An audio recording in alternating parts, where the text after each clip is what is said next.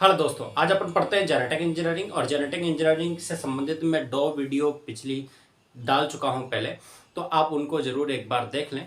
तो आज बात कर लेते हैं जेनेटिक इंजीनियरिंग की। इनके बारे में मैंने आपको बेसिक चीज़ें सारी बता दी थी, यानी रेस्ट्रिक्शन न्यूक्लियस क्या है, वेक्टर क्या है, डीएनए लाइगेज क्या है, पॉलीमरेज क्या है। तो जनरल जानकारी मैंने आपको पिछली वीडियो में प्रोवाइड करा दी थी। लेकिन आज हम इसी को डिटेल से पढ़ने वाले हैं कि रेस्ट्रिक्शन एंडोन्यूक्लियस क्या होते हैं, एक्सोन्यूक्लियस क्या होते हैं, लाइगेस क्या होते हैं, पॉलीमरेज क्या होते हैं। तो इनको अपन थोड़ा सा डिटेल से समझ लेते हैं, क्योंकि ये क्या है, बहुत ही ज़्यादा इम्पोर्टेंट टॉपिक है। आपके हर कंपटीशन एग्ज़ाम में और हर बोर्ड एग्ज़ाम में इन क्वेश्चनों को पूछा जाता है। तो इसलिए ये बहुत ही ज़्यादा इम्पोर्टेंट टॉपिक है। इसलिए इस टॉपिक को अच्छे से एक बार पढ़ लें, और जिसने मेरे पुराने वीडियो ना देखे हों वो एक बार ज़रूर देख लें, ताकि आपको ये समझ में आ जाएगा। तो सबसे पहले बात कर लेते हैं डीएनए, यानी अपन रिसोर्स ऑफ इंजीनियरिंग, यानी अभियांत्रिकी के साधन क्या क्या है। तो अभियांत्रिकी के साधन क्या है, प्रतिबंध एंजाइम है, वाहक है, एंजाइम यानी डीएनए लाइगेज है, और डीएनए पॉलीमरेज है। 4 प्रकार के क्या करते हैं, डीएनए अभियांत्रिकी के साधन कहलाते हैं। लेकिन यहाँ पर जो एंजाइम है, सबसे पहले टॉपिक उठाते हैं पर एंजाइम को, यानी एंजाइम किस तरह से काम करते हैं। हम जानते हैं कि एंजाइम होते क्या है। पहले तो डिटेली समझ लेते हैं कि एंजाइम होते क्या है। एंजाइम का मतलब ये है सीधा सा कि यहाँ पर जो डीएनए है, इस डीएनए में क्या होता है, इस डीएनए में रेप्लिकेशन होता है। ये डीएनए है और इस डीएनए में क्या होता है, रेप्लिकेशन होता है। रेप्लिकेशन के दौरान एमआरएनए का निर्माण होता है। डीएनए से क्या बनता है, एमआरएनए। एमआरएनए से फिर किसका निर्माण होता है, प्रोटीन का। ठीक है, एमआरएनए से किसका निर्माण हुआ, प्रोटीन का। यानी एमआरएनए से प्रोटीन का निर्माण होता है। यानी एमआरएनए कहाँ जाता है, एमआरएनए जाता है राइबोसोम के पास। डीएनए से निकलने के बाद में एमआरएनए का निर्माण हुआ, एमआरएनए जाता है राइबोसोम के पास। राइबोसोम कहाँ उपस्थित होता है, एंडोप्लाज्मिक रेटिकुलम, यानी ये केंद्रक है, ये कोशिका है, और इस कोशिका का एक केंद्रक है, केंद्रक में डीएनए है, और इस डीएनए से ही एमआरएनए का फॉर्मेशन होता है, जो कहाँ जाता है, इस डीएनए के जस्ट बाहर यहाँ पर पाई जाती है एंडोप्लाज्मिक रेटिकुलम। और एंडोप्लाज्मिक रेटिकुलम पर ही क्या पाए जाते हैं, राइबोसोम।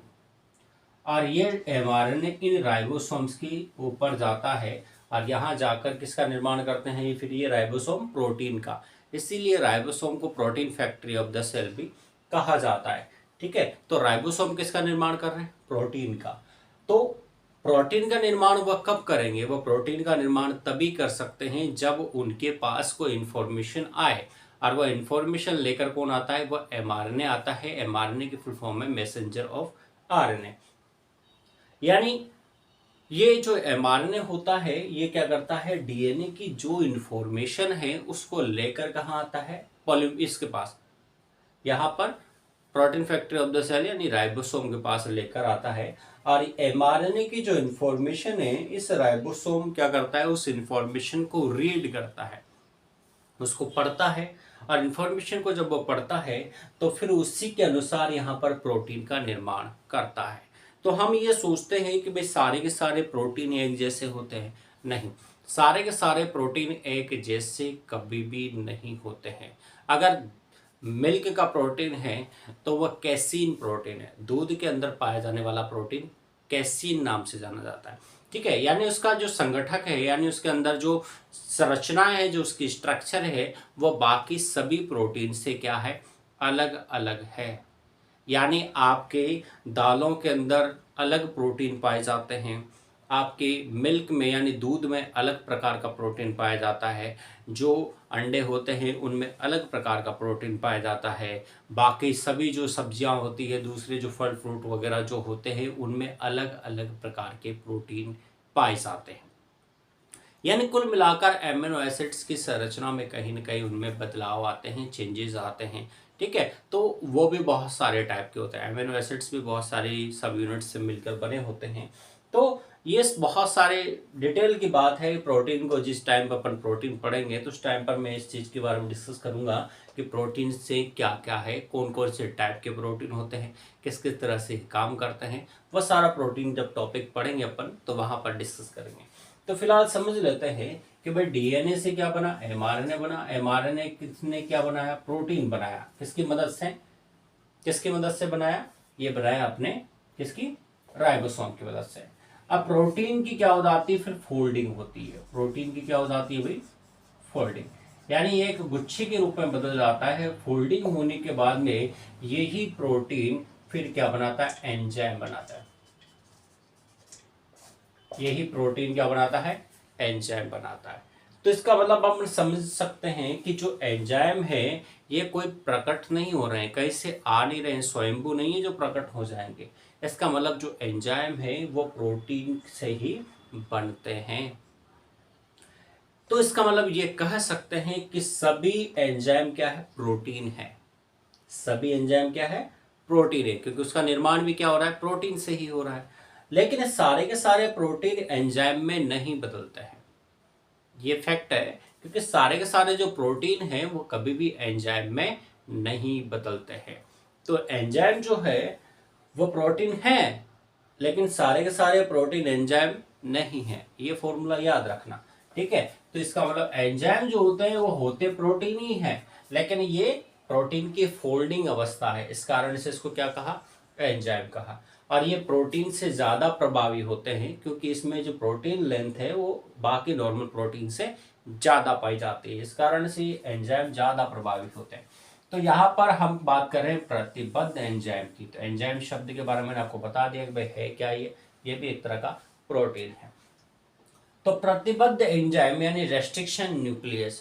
रेस्ट्रिक्शन यानी प्रतिबद्ध का मतलब क्या होता है, प्रतिबद्ध का मतलब ये होता है कि ये उस काम के लिए बिल्कुल ही क्या है, उपयुक्त है, वो बंधा हुआ है उस चीज के लिए, उस काम को उसको करना ही पड़ेगा, ठीक है। यानी उसको एक पर्टिकुलर जो निश्चित काम है उसको करना पड़ेगा, ठीक है। तो प्रतिबंध एंजाइम क्या होता है कि समझ लेना, ये प्रतिबंध एंजाइम भी क्या होते हैं, दो तरह के होते हैं। एक तो एक्सो रेस्ट्रिक्शन न्यूक्लियस और दूसरा एंडो रेस्ट्रिक्शन न्यूक्लियस, ठीक है। दो तरह के होते हैं प्रतिबद्ध एंजाइम। एक एंजाइम होते हैं लयनकारी एंजाइम, जो यहां पर मैं लिख देता हूं। एक एंजाइम होते हैं लयनकारी और दूसरे होते हैं विदलन, ठीक है भाई। लयनकारी और दूसरा विदलन। तो एंजाइम भी दो प्रकार के होते हैं, लयनकारी और विदलन। अब लयनकारी एंजाइम क्या होते हैं, विदलन एंजाइम क्या होते हैं। लयनकारी एंजाइम वह एंजाइम होते हैं जो क्या करते हैं, किसी भी बैक्टीरियल कोशिका को या किसी भी कोशिका के बाह्य आवरण को गलाने का जो काम करते हैं। जैसे आपने देखा होगा कि जैसे कोई बैक्टीरिया है सामने, जैसे ये मेरे पास ये कोई बैक्टीरिया है। अब इस बैक्टीरिया में जब कोई वायरस एंट्री करता है, जैसे कोई जीवाणु भोजी वायरस इस कोशिका के अंदर एंट्री करता है, तो इसकी त्वचा पर, इसकी बाह्य सतह पर आकर ये बैठता है। जब ये बैठता है तो यहां पर क्या करता है, एक लयनकारी एंजाइम को स्रावित करता है। एक लयनकारी, तो यहां पर ये एक लयनकारी एंजाइम को स्रावित करता है। इसके अंदर डीएनए पाया जाता है। लयनकारी एंजाइम की वजह से इसकी बाह्य आवरण क्या हो जाता है, विलगित हो जाता है, यानी हट जाता है। इसका बाह्य आवरण गल जाता है, यानी सेल्स जो कोशिका है इसकी बाह्य जो सेल वॉल है, सेल मेम्ब्रेन है, वो क्या हो जाती है, गलकर हट जाती है। इस कारण से इसका लयन हो जाए। लयन का मतलब वो टूट कर हट जाती है, घुल जाती है जैसे। अब एक लयनकारी एंजाइम क्या करते हैं, लयनकारी एंजाइम क्या करते हैं, कोशिका की आवरण को हटाने का काम करते हैं। यानी एक प्रकार के एंजाइम ऐसे होते हैं जो कोशिका के आवरण को क्या करते हैं, घोल देते हैं, हटा देते हैं। तभी तो ये जो वायरस है, ये वायरस इस बैक्टीरिया के अंदर अपना डीएनए डाल पाएगा, ठीक है। इसका अगर इसके अंदर डीएनए को अगर इसको स्थानांतरित करना है, इसके डीएनए में अगर इसको बदलाव लाना है, तो कहीं ना कहीं इस बाहरी आवरण जो दिख रहा है आपको, इस बाहरी आवरण को यानी सेल मेम्ब्रेन, सेल वॉल को, इसको क्या करना पड़ेगा, हटाना पड़ेगा। या सेल मेम्ब्रेन होगी तो सेल मेम्ब्रेन को, सेल वॉल होगी तो सेल वॉल को, इनको क्या करना पड़ेगा, घोलना पड़ेगा, ठीक है। जनरली सेल मेम्ब्रेन की बात आती है क्योंकि प्लांट्स के अंदर ज़्यादातर वायरस जो होते हैं वो भी अटैक करते हैं, लेकिन जनरल यहाँ पर सेल मेम्ब्रेन को उसको क्या करना पड़ेगा, घोलना पड़ेगा। अब घोलने के लिए क्या कौन से एंजाइम आएंगे, लहनकारी एंजाइम, ठीक है, लहनकारी एंजाइम जिसे कहते हैं लाइसोसोम एंजाइम आते हैं। जैसे अपन ने लाइसोसोम की बात की, लाइसोसोम क्या करता है, एक प्रकार का एंजाइम है जो क्या करता है कि ये कोशिकाओं को घोलने का काम करता है।